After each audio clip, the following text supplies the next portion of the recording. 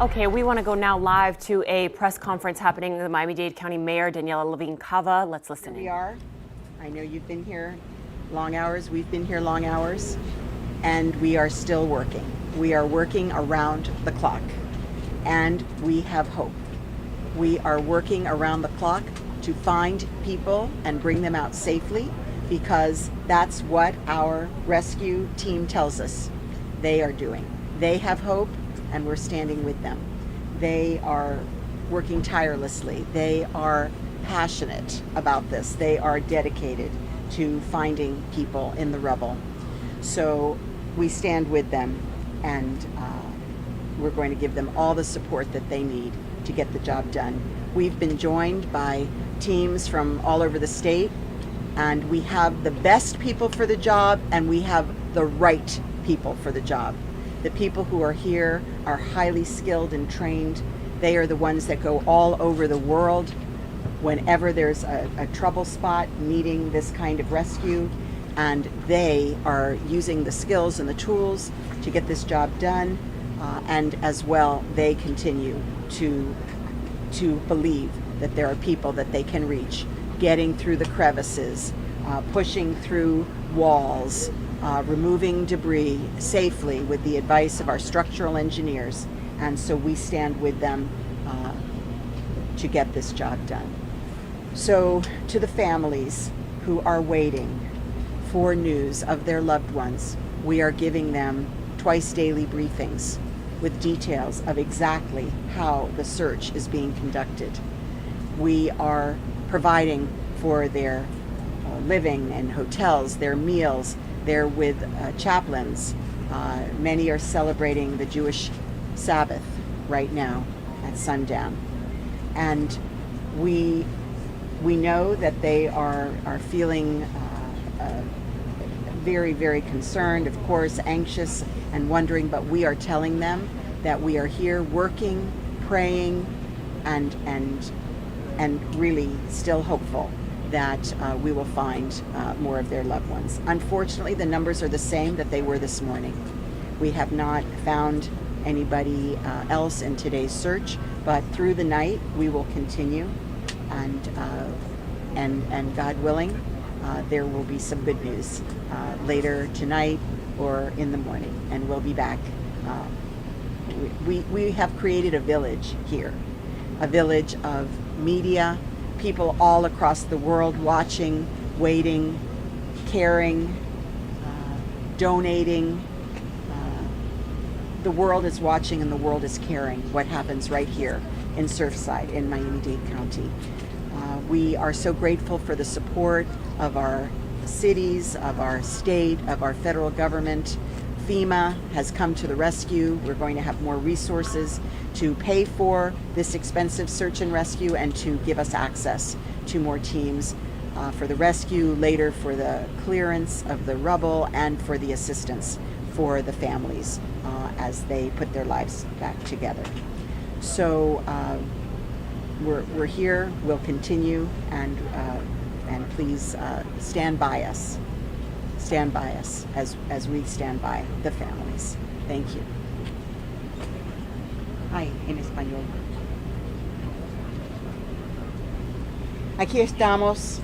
Okay, you are listening to Miami-Dade County Mayor Daniella Levine Cava giving us another update just after 8 o'clock. It's 8:15 now. She says as far as numbers go, they have remained the same. She says they have not found anyone else in the search as of right now, but that doesn't mean they're going to stop. They're going to continue through the night, and she said they'll provide us with another update tomorrow, another press conference. So that seems to be what they've been doing. They give us an update in the morning, in the afternoon, and this around 8 o'clock update.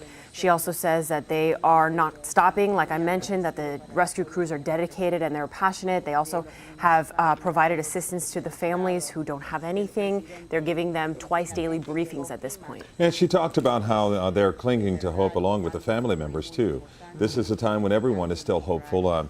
We haven't gotten the grim news that there are no survivors. We are still waiting to see if there are survivors who may be under the rubble, or many of the survivors who just have not come forward to say that they were not in the building. So there is still a lot of hope for many of the unaccounted for. But she also talked about the Jewish Sabbath and the time of the week when observant Jews traditionally refrain from work and technology. So that's happening right now, but some of the observant Jews are taking the time to pray for a slither of good news, a sigh of relief, or some simply just a bit of closure, but others are just working to be volunteers as first responders to bring some relief to those who are affected. So this is a very religious time in the community of the Jewish faith.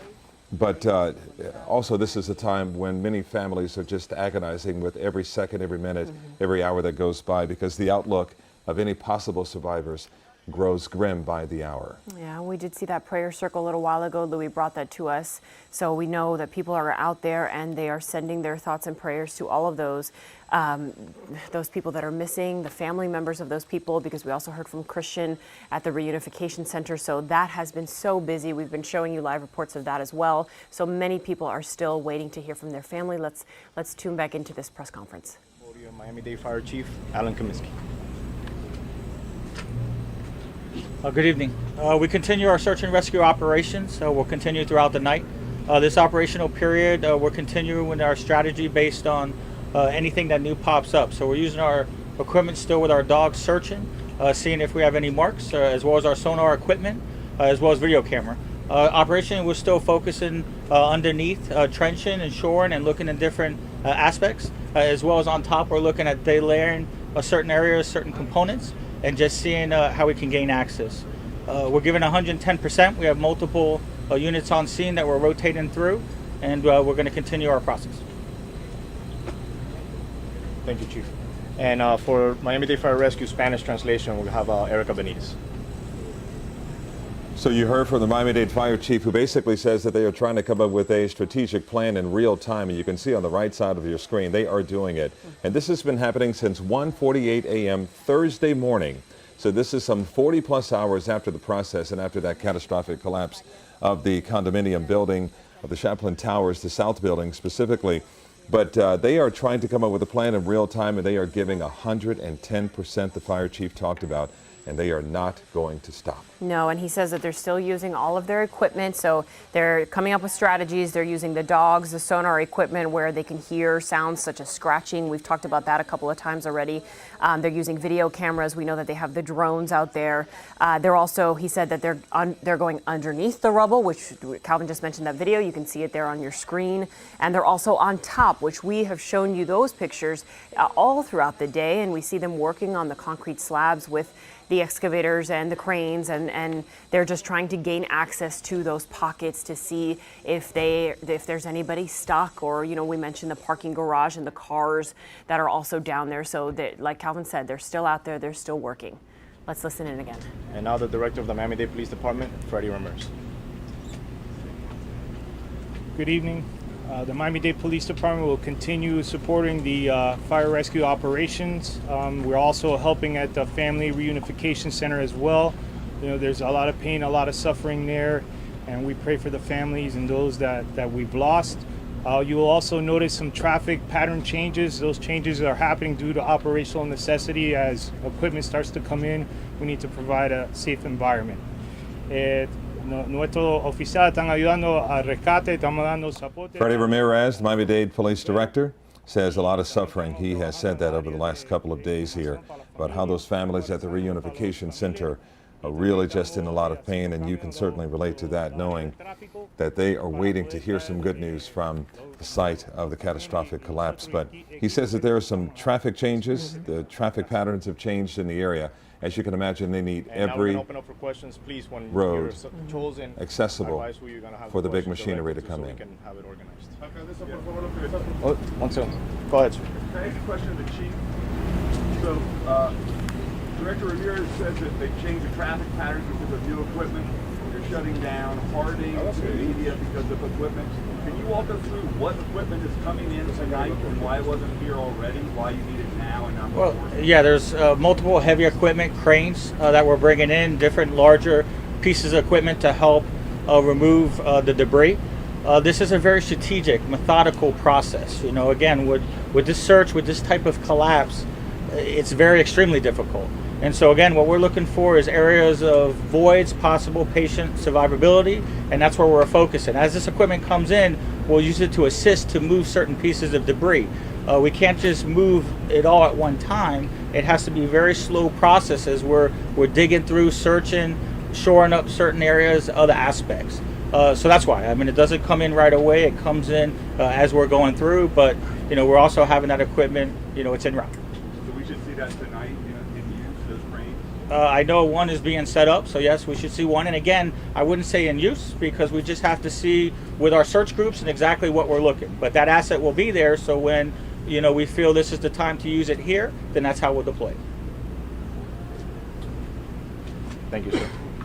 Madam Mayor. Lobos from Televisa, Mexico. I'll answer in English. If you want to answer in English and Spanish, that's fine with you, Mayor. There was reports that the Mexican search and rescue team, those topos that are interested in coming here to help and provide help, are they here? Will they be here? Are you guys considering using them? And if I could get a follow-up after the chief answers, you say that you have hope that you'll find people alive. What tangible, I don't want to say evidence, but what tangible reason you have to base to have hope still after over 36 hours? Yes. So we've received offers of help and we've accepted them, and I'm going to let the chief explain.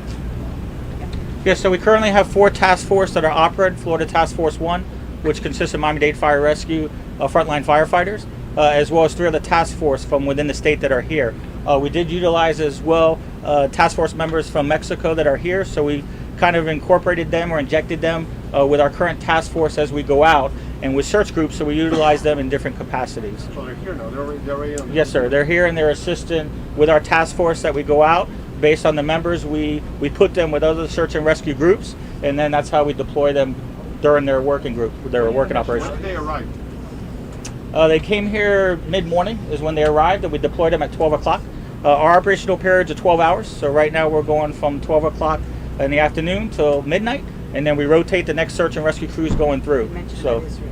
So we injected, and then yes, there's also members from an Israel team as well that we also are injecting. So I don't have the exact number of staff or personnel that we're utilizing, but we are deploying them with our current search and rescue operations. So it's just Israel and Mexico at this point? Yes. Okay. And I would like to clarify that there's only a certain number of people that we can put out there, and so it isn't that we're putting out more people, it's that we're rotating them. So just to be very, very clear, we can't have people swarming all over this rubble. It has to be very, very carefully determined, and we are using the same numbers as we go forward.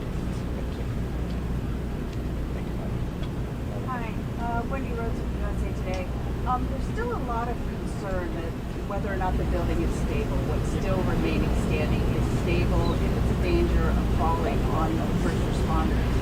Can somebody talk about the stability of the building? So we have structural engineers that are on site, and they're evaluating everything around because, of course, our greatest asset are our search and rescue team, our firefighters. So they cannot be taking undue risks, and part of that is evaluating the building structure as well. So if there were concern that the building was unstable, that would affect the search, but they are continuing the search at this time. Okay. Go ahead. Mayor, I have a question. Normally when this kind of project happens, there is a pattern of like going from phase 1 to phase 2. How many hours does it normally take, and what's the next step? I mean, will you continue on the same thing of the search and rescue for tomorrow? Yes. So we're on search and rescue. Full speed ahead on search and rescue. And you ask, why do we have hope? We have hope because that's what our search and rescue team tells us, that they have hope. They see opportunities. They see fissures that they could go in. They see places that they could break through. And as long as they can do that, and as long as they have encouraging signs like the knocking sound that they've heard, then we will continue. People have been discovered in rubble over a week beyond the date of incident. And so they have experienced that. They've been in places where they've rescued people in that period of time. And so that is why we are continuing our search and rescue. And one last question. Go ahead. Yes, I'll get you one more. Yep, Brian Nelson, NBC6 News. Question for the fire chief. Earlier this evening, we saw a lot of smoke coming from the buildings. Can you maybe just explain why exactly we're seeing that? Does that impact the search and rescue effort? Yes, it absolutely does. I mean, there's so many hazards we're encountering, and the fire just compounds it. The fire is deeply seated, deeply rooted under the structure. So you've seen it in and out, and unfortunately, we keep having flare-ups of it, and it's just not accessible. So those are the difficulties. That's another challenge that we're encountering, and we're constantly going in aggressively, trying to get as close as we can to extinguish that fire. But unfortunately, we haven't been able to get that extinguished 100% yet. What's burning? Those materials is unknown. I mean, we can't see exactly what's there, so I don't know what products are.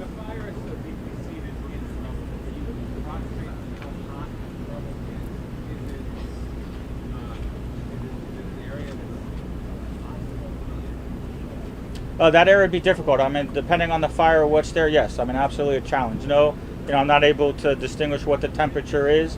It's just that it's so deeply seated. That's the challenge there. We can't get the water, right on the fire, which is what we need in that circumstance. But in other words, is that localized area that's on fire that you can't reach, or is it multiple? We believe so. I mean, we believe from where we're at, it's localized to a certain area.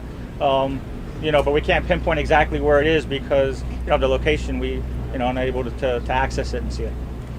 Thank you, Chief. Thank you. And last question right here. Fire Chief, the crews were spending a lot of time in one particular part of the debris field on the northeast side. Is there anything you can give us with respect to details what you heard or saw that led them to focus that, and then what the outcome of that was? Yeah, well, again, I mean, this is going to be constantly evolving, with our searches. So any glimpse of hopes that we have, any signals that we see, that's where we want to primary focus. This is where we've been focusing for immediately with the operation, looking for those voids. What we're seeing on the outside is, just strategically, we're starting to expand our search patterns and what we're looking for within the pattern. So that's why you're seeing us spread out in specific areas to do searches there. But there was nothing specific that caught your attention there, or your crew's attention? No, I mean, unfortunately, nothing specific. We're still doing our sonars, we're still doing our cameras, still using the dogs. Sometimes if the dogs do pick up a scent, we might focus more on that area, but nothing specific. Not a question, just a request. If you guys can find an alternative spot for the press to kind of point cameras Yes, on. Carlos. They're asking about an alternative site for the press. Mayor, can I ask one more question about the people that are unaccounted for?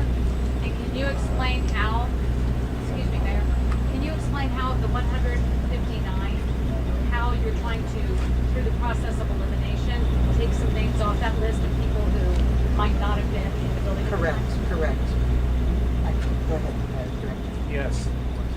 We have a running list at the Family Unification Center. We're working with our 311 and also working with the families that are there, and that's how we start deducting from the list or adding from the information that we're getting from the family, from 311, from the roster of those that own the building.